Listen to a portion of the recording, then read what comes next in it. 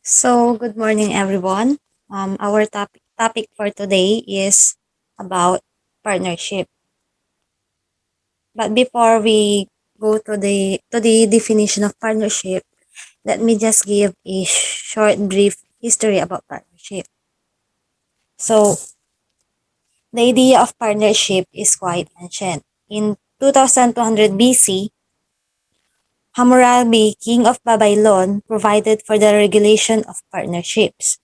Regulation meaning a rule or a practice of regulating such a rule nga, di ba? In ancient Rome, the partnership was called societa. Society, society or societa. It was during the Middle Ages in Italy that the laws of partnership began to develop. Italian merchants operated as limited partners.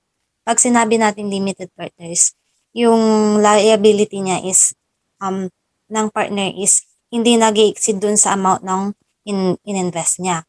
And it is also called silent partner kasi hindi siya involved in dun sa day-to-day activities or operation ng business nila. And it has composed of at least one general partner and one limited partner. Their approach was introduced throughout Europe. The English settlers brought the concept of partnership into the US. So the partnership law in the United States evolved from the English law. The Partnership Act of 1890. In the US, the Uniform Partnership Act was approved in 1914 and the Uniform Limited Partnership Act in 1916. But in the Philippines naman, before the effectivity of the new civil code on August 30, 1950, there are two types of partnerships. And these are commercial and civil partnership. Commercial partnership were governed by the code of commerce or governed or conducted by the code of commerce. Next slide po. Ay.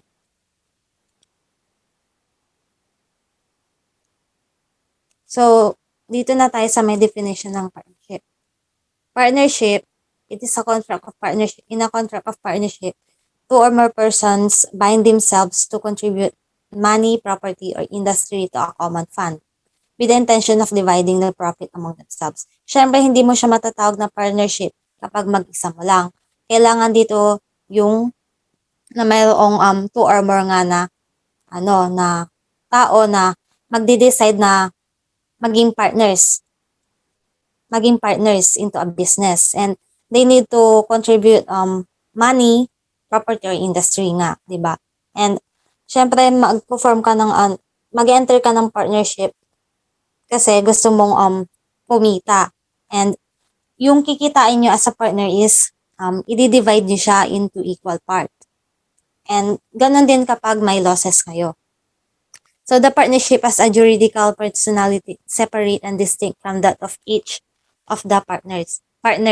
It is based on the Civil Code of the Philippines, Article 1768.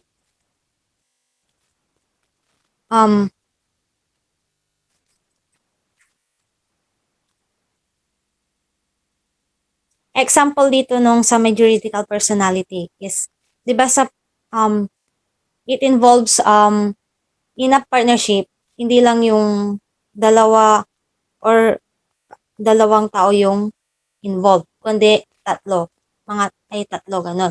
Yung una is, kunwari example, A and B decided to establish a business or form a business. So yung unang person doon na involved is si A, and pangalawa doon is si B, and yung pangatlo naman is yung silang dalawa na, yung which is the AB partnership. Yun yung example ng sa may juridical personality nila, which is separate and distinct from that of each of the partner. Next slide po.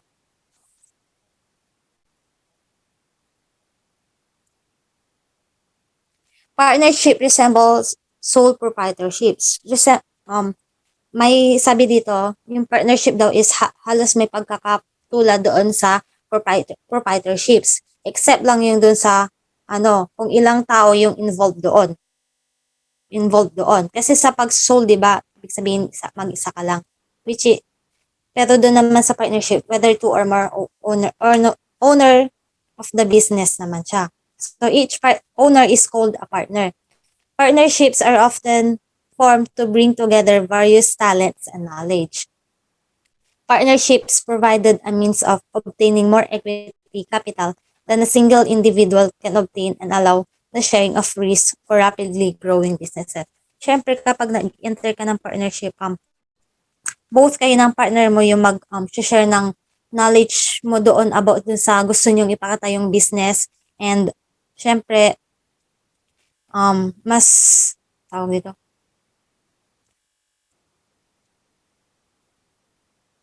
and hindi kayo mahirapang makapag provide dong capital kasi nga 'di ba dalawa kayo, unlike doon sa sole proprietorship na mag-isa lang. Next po.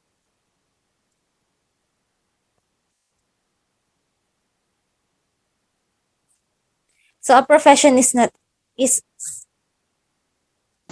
so a profession is an occupation that involves higher education or its equivalent. Example of the profession is yun nga, pagiging teacher, accountant, ganon. And a mental rather than manual labor. Strictly speaking, the exercise of a profession is not a business daw. Hindi daw siya business or an enterprise for profit, but the law allows two or more persons to act as a partners in the practice of their profession. Partnership are generally associated with the practice of law.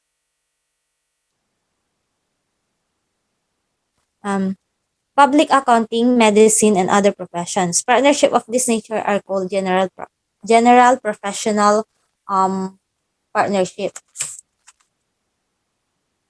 So, itong general professional partnership, these are partnerships formed by persons for the sole purpose of exercising their common profession, but no part of the income of which is derived from managing it in any trade or business.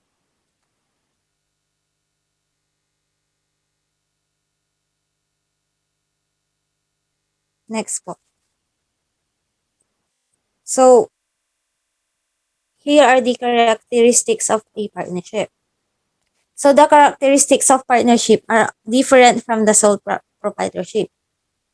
And some of the more important characteristics are as follows. Ito nga, mutual contribution, division of profit or losses, co-ownership of contributed assets, mutual agency, limited life, unlimited liability, income taxes, partners equity accounts. So in mutual contribution, syempre, 'di ba nabanggit ko nga kanina na a partners must contributed money, property, or industry for a common fund. Kapag unlike dun sa soul na mag-isa lang siya, kapag hindi ka nakapag-contribute kapag walang nangyaring contribution of money, property, or industry to a common fund, hindi siya matatawag na partnership. Division of profits or losses na.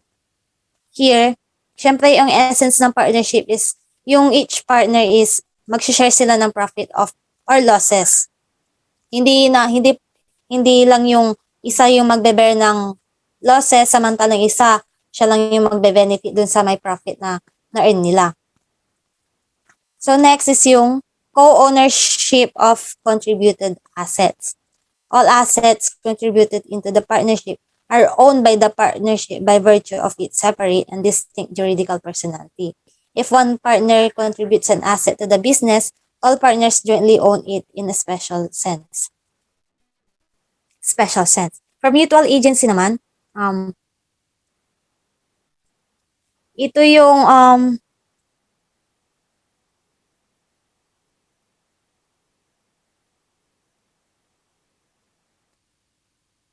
yung partner na pwede siyang can bind the other partners to a contract if he he is acting within his express or implied authority. Yung bawat partner kasi, di ba, both partner dito is have a right or authority or power to make a decision like binding agreement by other third parties. So kung gusto nilang parang mag-enter into other business or mag-enter into mag-enter ng other parties at basta hindi makaka-apekto ito dun sa nabuo nilang partnership or siya hindi ito makakasira dun sa nabuo nilang partnership or yun dun sa business. For limited life naman, syempre a partnership has a limited life lang din. It may be dissolved by the admission or yung pagpapalit ng partners or death, insolvency, incapacity, withdrawal of a partner of expiration of the term is specified in the partnership agreement. Unlike dun sa corporation na pwede siyang mag-operate kahit na magpalit ng partner or may umalis man na may umalis man dun sa corporation nila, makakapag-operate pa rin siya. Unlike dito sa may partnership na kapag yung partner mo is nag-decide na siya na ayaw niya nang makipag sosyo sa iyo sa negosyo, wala kang choice kundi i-let go siya, and then yung partnership na nabuo nyo is syempre mabubuwag and madidissolve siya. So, in unlimited liability naman, all partners except limited partners, including industrial partners, are personally liable for all debts incurred by the partnership. If the partnership cannot settle its obligation, syempre yung creditors, i-claim niya yung utang niya dun sa personal assets ng partner without the prejudice to the rights of the separate creditors of the partners. Sa income taxes naman, partnerships, except dun sa general professional partnerships, kasi yung general professional partnerships is hindi siya subject dun sa income tax. And partnerships are subject to tax with a rate of 30%. 30% yung kailangan nilang bayaran. Siyempre, pag magpapatay ka ng business, di ba, merong tax na nakokolektahin sa'yo. Especially kapag registered ka sa BIR, ganun. And syempre, partnership, di alangan, wala. And syempre, meron, di ba? Partners' equity accounts. Accounting for partnerships are much like accounting for sole proprietorships. The difference lies between yung number lang ng partners' equity accounts. And sabi dito, each partner has a capital account and a withdrawal account. That's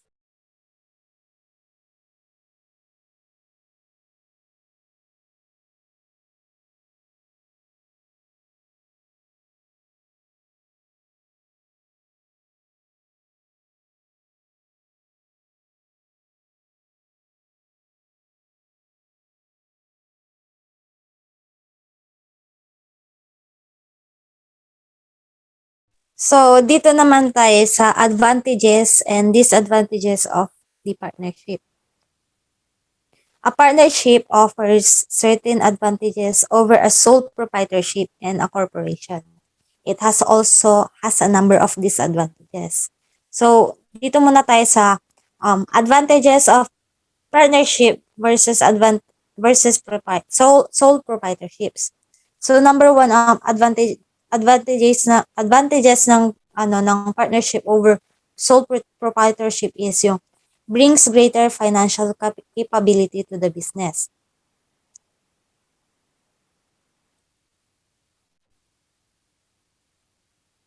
Syempre dito syempre 2 or more yung involved na person dito sa may partnership. So hindi sila mahirapang makapag-raise ng capital dun sa business nila and capital dun sa business nila. Number 2 is combines skills, expertise and experience of the partners.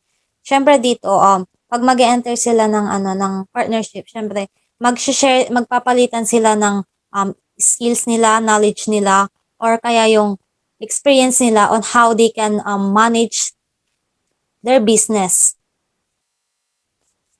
Kung ano yung maitutulong ng isa, is i-share niya dun sa isa, ganun din yung isa. And then, number 3 is offers relative freedom and flexibility of action in decision making. Yun nga, sa pagde-decide kung ano yung gusto nilang gawin dun sa nabuo nilang business ng mag-partners, syempre, feel free to give their ideas, their ideas ng bawat partners. Next po. So, ito naman yung advantage.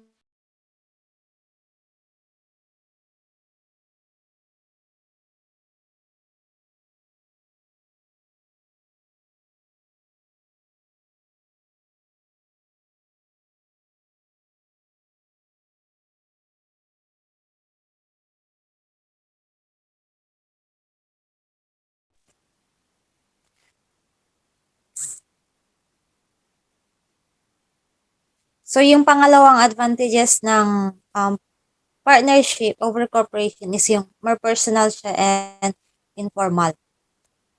Next po, for disadvantages. So, yung disadvantages naman ng partnership is, syempre, easily dissolved and thus unstable compared to a corporation. Madali lang siyang ma-dissolve kasi due to bankruptcy, due to dun sa pag-ayaw na ng partner niya dun sa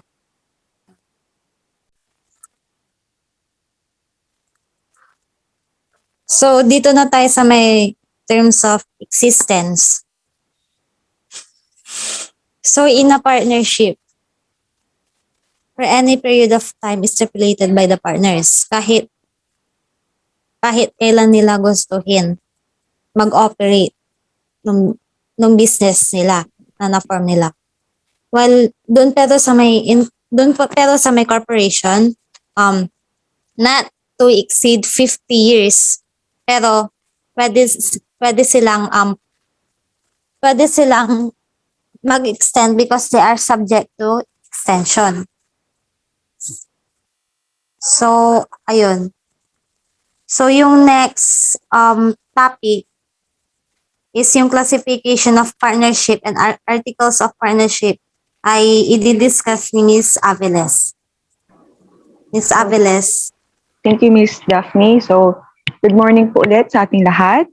Ngayon naman, dadako na tayo sa classifications of partnerships. So, first, according to object. Meaning, yung binibigay mo. Basically, may tatlo tayong sub-classifications sa according to object. Yung tatlong yan, maaaring dalawa lang talaga yung classification. Yun yung universal at yung isa ay particular. So, universal, binibigay lahat. Meaning, lahat ng property mo, lahat ng kikitain mo kasi nga universal. So, A, universal partnership of all present property. Of all present property, sabi. All contributions become part of the partnership fund. Meaning, absolute. Absolute community property. Lahat ng ari-arian mo ay i-contribute sa partnership at walang ititira. So, therefore, lahat ng kikitain mo presently ay sa inyong dalawa na. Pero syempre, hindi kasama yung mga future acquisitions. Let's say, binigay sa'yo dahil namatay yung magulang mo, may inheritance. Nagkaroon ng donations. So, hindi yun kasali kasi nga, ang sabi lang of all present property. Letter B, universal partnership of profits. All that the partners may acquire by their industry or work during the existence of the partnership and the use of whatever the partners contributed at the time of the institution of the contract belong to the partnership. If the articles of universal partnership did not specify its nature, it will considered a universal partnership of profit. So dito naman sa universal partnership of profit, it's like conjugal partnership. Parang ruling nung unang panahon sa pag-aasawa. Parang yun yung, parang doon tayo magbe-base. Yung property ni binata, hindi pagmamayari ng dalaga. And the other way around, yung property ni dalaga, hindi nagiging pag-aari ni binata. Therefore, kanya-kanya pa rin yung ownership. Kung meron man silang pagsasamahan, yun yung profits. Meaning, kahit ano pa ang trabaho o kikitain ni lalaki or ni babae, magkasama sila, lahat ng kikitain mo ay akin at ganun din naman yung kanya. Share kasi nga profits. Kung dati, meron kayong property, yung ownership hindi ita-transfer. But rather, yung kikitain nun ay maaari naman. For example, meron kayong pinapaupahan na bahay. Yung ownership, sa'yo pa rin. Kahit nag-asawa ka na. Pero yung kikitain nun, maaaring maging bahagi sa agreement ninyo. Kasi profits pa rin. So yung bahay, ownership mo pa rin. Kung sino may-ari, kung yung babae o yung lalaki, sa kanya yung sarili. Pero yung profit, yun yung pagmamayari ninyong dalawa. So letter C, particular partnership. The object of the partnership is determinate. Its use or fruit, specific undertaking, or the exercise of a profession or vocation. When we say particular, specific mismo, na-identify na. Example, meron kang different assets. Meron kang house, land, car, money. And you only contributed car sa common fund ng partnership. Is that particular contribution? Particular object ba yung car? The answer is yes. Sa madaling salita, yung co-ownership lang ng partner mo is yung car. Yung ibang property, wala kasi nga particular. So, second classification, according to liability.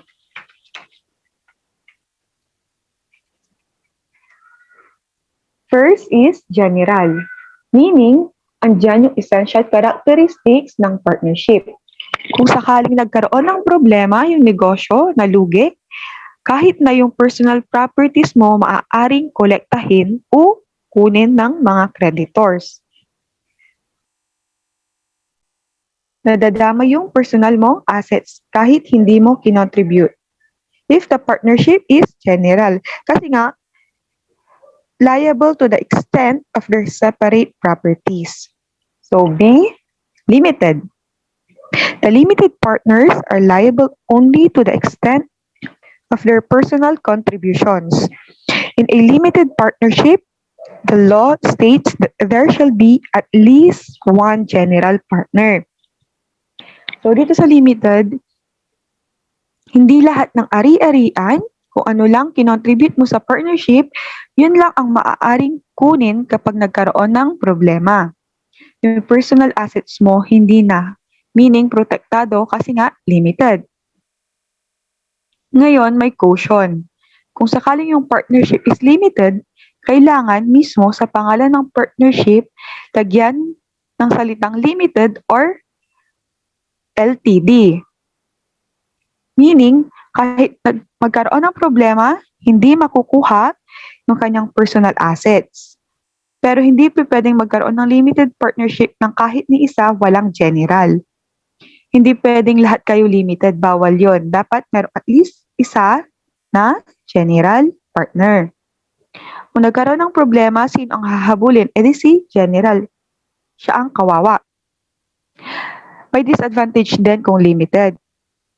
Hindi ka pwedeng mag-manage natural kasi hindi ka naman kasali sa hirap. Kung nalugi, hindi makuha yung personal properties mo kasi limited nga. So hindi ka din pwedeng mag-manage. Kasi kung nakadamage ka, hindi kasali yung properties mo sa nakukunin. It goes on the both sideways. Kung limited ka, bawal kang mag-manage, so parang investor ka. So, yun yung according to liability. Ngayon naman, pangatlo, according to duration. According to duration, meaning, yung tagal ng partnership nyo. Gaano ba katagal yung buhay ng partnership? A, partnership with a fixed term or for a particular undertaking. Sa madaling salita, nilalagyan nyo ng specific na buhay. For example, meron kayong buko shake stall. So, nag-agree kayo na magkakaroon kayo ng partnership sa fiesta. May fiesta and magbebenta kayo doon. Nagkaroon kayo ng agreement. And after fiesta, wala na yung partnership. Tapos na. Or sa umpisa pa lang, sinabi mo na 5 years, after 5 years, tapos na. What does it mean? Yung partnership, limited yung life. Kasi nga, nagsiset kayo ng fixed term. Kontrata nyo yun, nag-usap kayo kung hanggang kailan yung partnership. So, B, partnership at will. One in which no term is specified and is not formed for any particular undertaking. Sa partnership at will naman, it doesn't mean walang katapusan kasi nga characteristics ng partnership ang limited life. Meron ding katapusan naman at will. Di nga lang alam kung hanggang kailan kasi nga when we say at will, hanggang gusto nyo. So meaning hanggat partner tayo ay magkasundo. It's up na lang sa inyo, pag-usapan nyo kung yung isa, parang kung hindi na ba nag-work in partnership, so pag-usapan yun kung stop na ba or tuloy pa rin. So number 4 classification according to purpose. Bakit nga ba nabuo? Ano ang reason? A, commercial or trading partnership. One formed for the transaction of business. So commercial or trading partnership, nagbebenta ka, nagninegosyo ka. And B, professional or non-trading partnership. Dito sa professional or non-trading partnership, example, dalawa kayong accountant. Nagtayo kayo ng accounting firm. So, that is professional or non-trading. It's for the exercise of profession,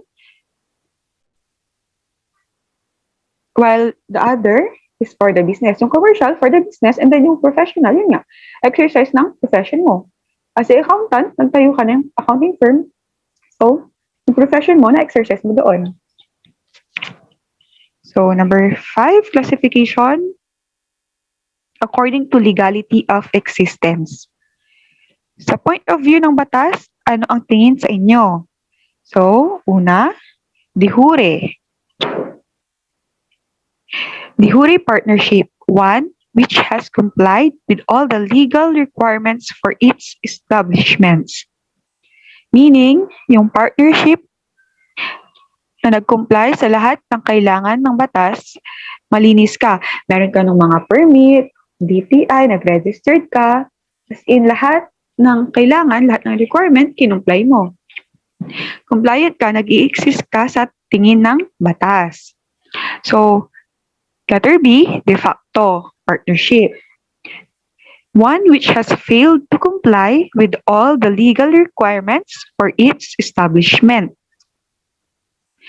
Dito naman sa de facto, nag-i-exist ka in fact, but not in law. Maybe hindi pa lahat nakukumpleto yung requirement mo or on process of completion ka pa lang. You exist in fact, but not entirely in law. So, yun yung classifications of partnership. Next slide po. So, dito naman, dadako na po tayo sa kinds of partnership. So, mag-extend lang po tayo ng mga ilang minutes po. So, kinds of partners. Number 1, General partner, one who is liable to the extent of his separate property after all the assets of the partnership are exhausted. So, sa general, yan ang sinasabi kanina. Ikaw yung partner na kung sakaling magkaroon ng problema, kahit personal properties mo ay maaaring makuha o ibayad sa creditor. Second is limited partner, one who is liable only to the extent of his capital contribution. He is not allowed to contribute industry or service only. So, liable only to the extent of his capital contribution. Kung hanggang ano lang yung kinontribute mo, hanggang doon lang ang pwedeng makuha sa'yo or lugi mo. Limited nga, pero di ka pwedeng mag-manage. Number 3, capitalist partner. One who contributes money or property to the common fund of the partnership. So, you contribute money or property kasi nga, kapitalista ka, may binigay kang asset. Number 4, industrial partner. One who contributes his knowledge or personal service to the partnership. So, dito naman sa industrial partner, binibigay mo naman is yung labor mo, yung industry, yung knowledge and skills mo. And number 5, managing partner. One whom the partners has appointed as manager of the partnership. So, sa managing partner, yung partner na nagpapatakbo ng negosyo. Maaaring marami kayo, pare-parehas kayo, pero may mga pagkakataon na nag-assign kayo ng isa sa mga partner na siya ang appoint person. So, next, number 6, liquidating partner. Liquidating partner, one who is designated to wind up or settle the affairs of the partnership after dissolution. So, kung sakaling naisipan yung itigil yung partnership, magsasarado na kayo. Therefore, siya yung bahala doon sa process na yun. Doon sa pagsasarado, liquidating. So, yung liquidating partner yung bahala na doon. And number 7, ostensible partner. One who takes active part at the same time known in the public. Siya yung partner na active.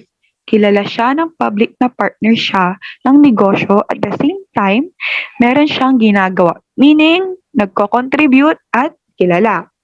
Yan yung ostensible. And number 8, dormant. Wait lang po.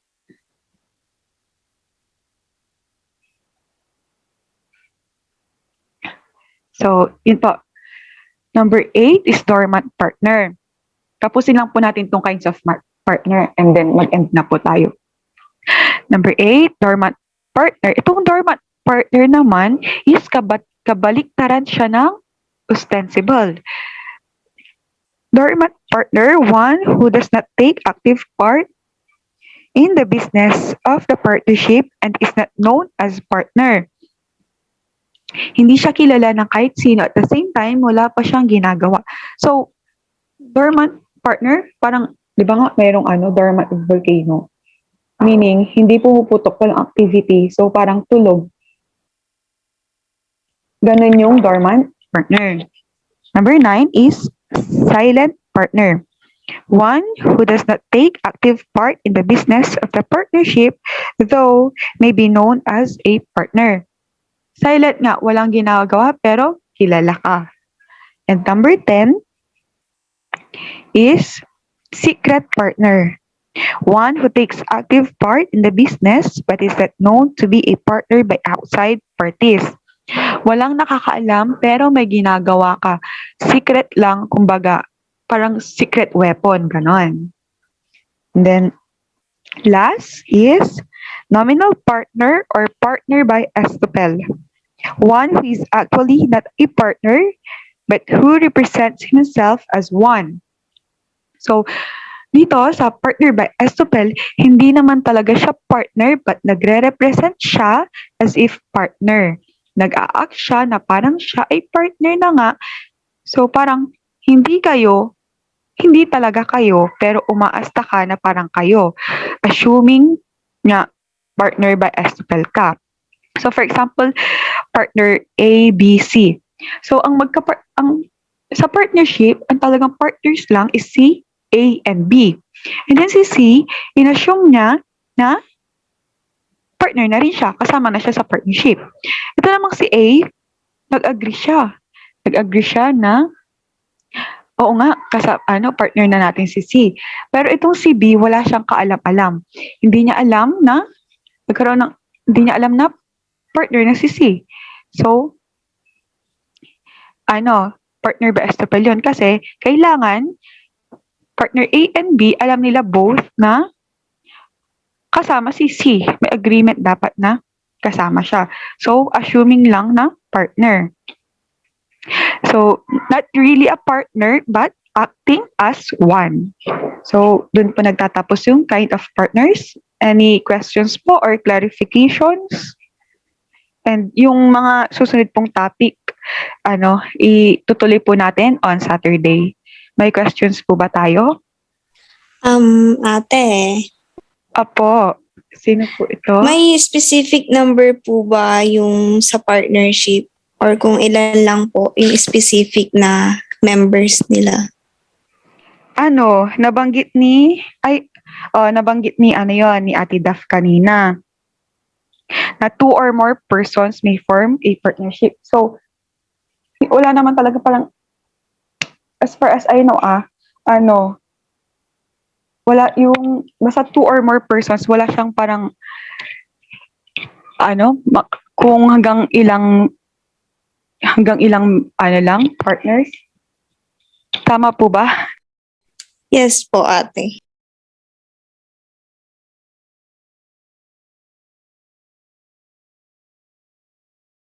Kasi nabanggit po sa amin ni Serja nung last na discussion po na pwede pong magkaroon ng kahit ilang partners po, sabi ni Serja.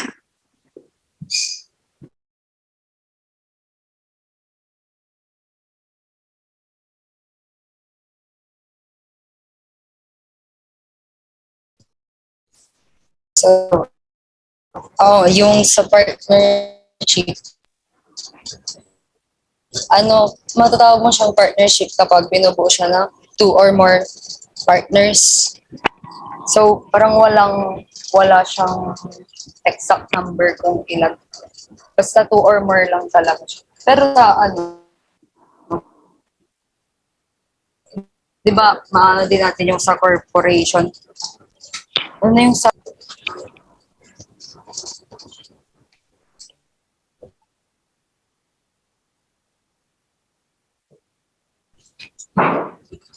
So, yun. Yung sa partnership is binubuo siya ng 2 or more Person.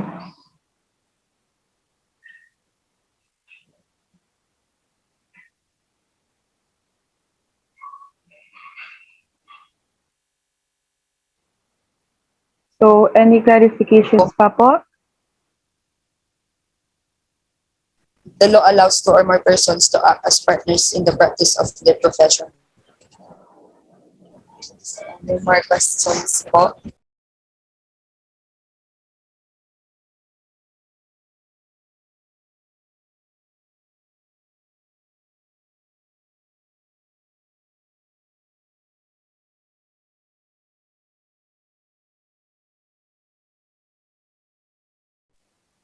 Any clarifications po? May tanong pa po tayo. Sagutin po namin hanggat kaya. Wala naman na po sa part. Sige. So, yun, doon nag-end yung discussion natin for today. Yung partnership ay yung articles of partnership hanggang doon sa end. Tutuloy po natin ng Saturday. Okay po ate. So, ayun, before tayo mag-end, pwede pong pa-open cam na